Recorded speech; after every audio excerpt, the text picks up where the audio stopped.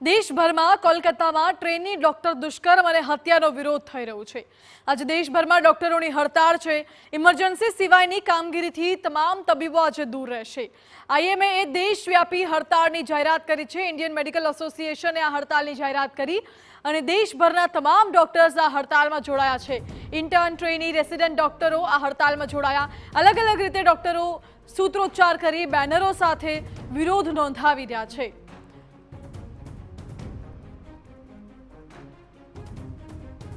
ડોક્ટરો આજે તબીબી સેવાઓથી અળઘા રહેશે।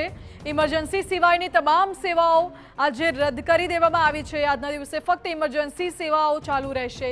એ સિવાયની ઓપીડી સહિતની તમામ સેવાઓથી ડોક્ટરો આજે દૂર રહેશે અને તમામ ડોક્ટરો વિરોધમાં જોડાયા છે। દેશભરના અલગ અલગ વિસ્તારોમાં વિરોધ પણ થઈ રહ્યો છે।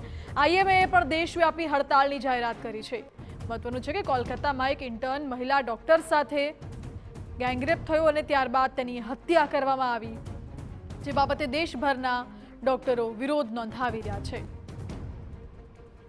તો કોલકાતાની ઘટનાના વિરોધમાં અમદાવાદના તબીબો પણ હડતાલ ઉપર ઉતર્યા। અમદાવાદની 27 નામાંકિત હોસ્પિટલો તબીબો કામકાજથી અળઘા રહ્યા છે। કોર્પોરેટ તેમજ ખાનગી મળીને 500 જેટલી હોસ્પિટલના તબીબોની હડતાલ છે।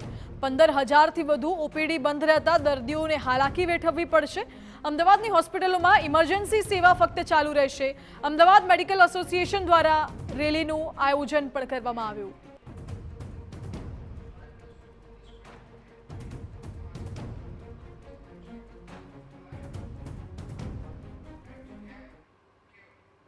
પશ્ચિમ બંગાળમાં થયેલી ઘટનાના પડઘા દેશભરમાં પડી રહ્યા છે। અમદાવાદમાં પણ આજે ડોક્ટરો ઓપીડી સાથેની તમામ સેવાઓથી આજે અળઘા રહેશે। ફક્ત ઇમરજન્સી સેવાઓ ચાલુ રહેશે અને દર્દીઓને ભારે હાલાકી પડી રહી છે। વધુ જાણકારી આપી રહ્યા છે સંવાદદાતા જિગ્નેશ। જિગ્નેશ, આપ અત્યારે ક્યાં ઉપસ્થિત છો અને દર્દીઓને આજે કેવી હાલાકી પડી રહી છે?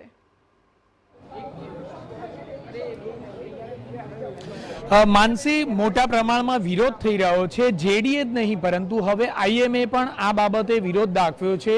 અમદાવાદની અલગ અલગ પ્રાઇવેટ હોસ્પિટલો પણ હવે જોડાઈ છે, વિરોધમાં જોડાઈ છે। વિરોધ પ્રદર્શન, રેલી કરવામાં આવશે અને રેલી બાદ અલગ અલગ પ્રકારના કાર્યક્રમો કરવામાં આવશે।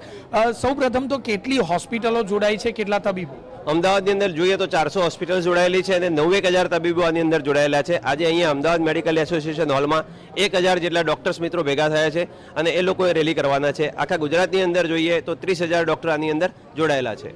પ્રાઇવેટ હોસ્પિટલોનો જ્યારે પણ વિરોધ હોય, શા માટે શનિવાર અને રવિવાર પસંદ કરાયો? એવું શનિવાર કે રવિવાર પસંદ કરવામાં આવેલો નથી। જ્યારે પણ લાગ્યું ઇન્ડિયન મેડિકલ એસોસિએશનને કે આજે આ સ્ટ્રાઇક અને પ્રતિકાત્મક કરવું છે તો એ કરેલું છે, બાકી આવી રીતે કંઈ વાર પસંદ કરવામાં આવતો નથી।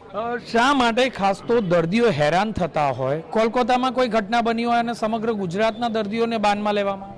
આ ગુજરાતના દર્દીઓને બાનમાં લેવાનો વિરોધ નથી।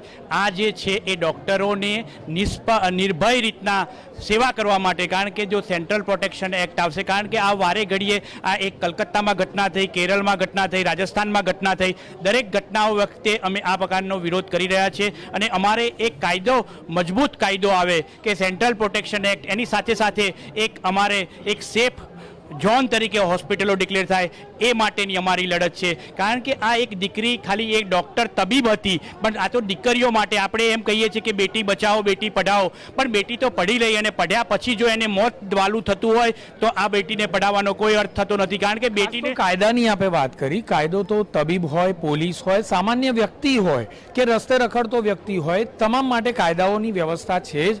તો આખરે અલાયદા કાયદાની માંગ આજે ડોક્ટરો કરે છે, આવતીકાલે પોલીસ કે પછી કોઈ આર્મીવાળા કરશે, ક્યારેક ફાયરવાળા કરશે। શક્ય છે આ લોકશાહીના? ડૉક્ટર માટે એટલા માટે કે ડૉક્ટરોને એ એક સેફ ઝોન જોઈએ, કારણ કે ડૉક્ટર એ લાઈવ સાથે કામ કરી રહ્યો છે। પોલીસ હોય કે બીજા લોકો હોય એ લાઈવ વ્યક્તિ સાથે કામ નથી કરી રહ્યા। ડૉક્ટર જ્યારે જો એના નિશ્ચિત પ્રમાણે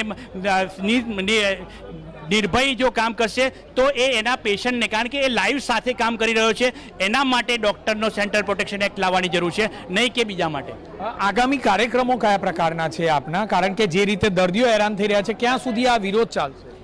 દર્દીઓને હેરાન કરવાનો આમાં કોઈ પર્પઝ છે નહીં। આમાં અમારી લાગણી પહોંચાડવાનો અને અમને જે વ્યથા થઈ છે એને પહોંચાડવાનો છે। આ તબક્કે હું બે વસ્તુ એક કહેવા માંગીશ। એક તો કે આની અંદર તમે જુઓ કે આ એક મહિલા તબીબ સાથે દુષ્કર્મ થયું છે અને એની બહુ જઘન્ય હત્યા થઈ છે। આમાં બે શબ્દો છે, મહિલા અને તબીબ. તબીબ માટે સંવેદના માટે આટલા જ લોકો છે, પણ ખરેખર તો આ દ્રષ્ટિએ જોતા આગળનો શબ્દ મહિલા. ઉદાહરણ તરીકે જોઈએ તો ગોધરા કાંડ થયો તો ટ્રેનના ડબ્બામાં શું દરેક જગ્યા પર પોલીસ રાખવી જોઈએ? જે રીતે રાજકોટમાં અગ્નિકાંડ થયો તો ગેમિંગ ઝોનમાં દરેક જગ્યા પર ફાયરના જવાનો રાખવા જોઈએ. આ વસ્તુ શક્ય છે ખરી? આપ માની રહ્યા છો કે કોઈ પણ એક ઘટનાને લઈને સમગ્ર રાજ્ય કે દેશમાં આ પ્રકારનું આંદોલન કરી અને અલગ જ નિયમ, અલગ જ કાયદાની માંગણી? અલગ નિયમ, અલગ કાયદો એટલા માટે કે ડૉક્ટરો જે સિચ્યુએશનમાં કામ કરે છે, જે પરિસ્થિતિ છે કે જ્યારે લોકોની લાઈફ એન્ડ ડેથનો પ્રશ્ન હોય, એવે વખતે લોકોની જે લાગણીઓ છે, જે પ્રજાની લાગણી છે, ખૂબ હાઇટેન્ડ હોય, ખૂબ સંવેદનશીલ હોય, એવે વખતે નાનો પણ મિસકમ્યુનિકેશન, નાની પણ કોઈ પણ ગફલત કોઈ પણ તરફથી કોઈ અને એને મોટો ભડકો આપી શકે. સામાન્ય બીજા બધા જીવનના વ્યવહારોમાં આવડો મોટો ભડકો ના થઈ શકે. જ્યારે ડૉક્ટરો જે પરિસ્થિતિમાં કામ કરતા હોય છે એ પરિસ્થિતિ બહુ વલ્નરેબલ છે અને એની વલ્નરેબિલિટીને લીધે અમે અલગ પ્રકારની માગણી માગીએ, અલગ પ્રકારનું અમે રક્ષણ માગીએ છીએ.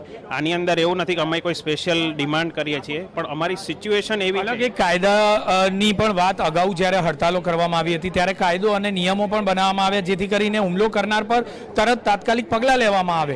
હવે આ બીજા કાયદાની માંગણી છે. એટલીસ્ટ પહેલો તો પસાર સરસ રીતે થઈ જાય અને એનું ઇમ્પ્લિમેન્ટ થાય સમગ્ર રીતે, તો પણ અમને ઘણો આનંદ થશે. ટૂંકમાં કહીએ તો તબીબો પોતાની માંગણીને લઈને અડગ છે.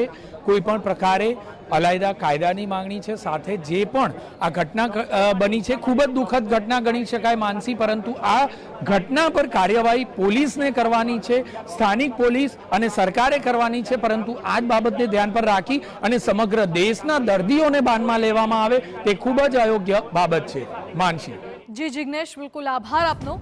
એટલે તમામ તબીબો અત્યારે હડતાલ પર છે, પરંતુ તેની અસર દર્દીઓને થઈ રહી છે, હાલાકી દર્દીઓ ભોગવી રહ્યા છે.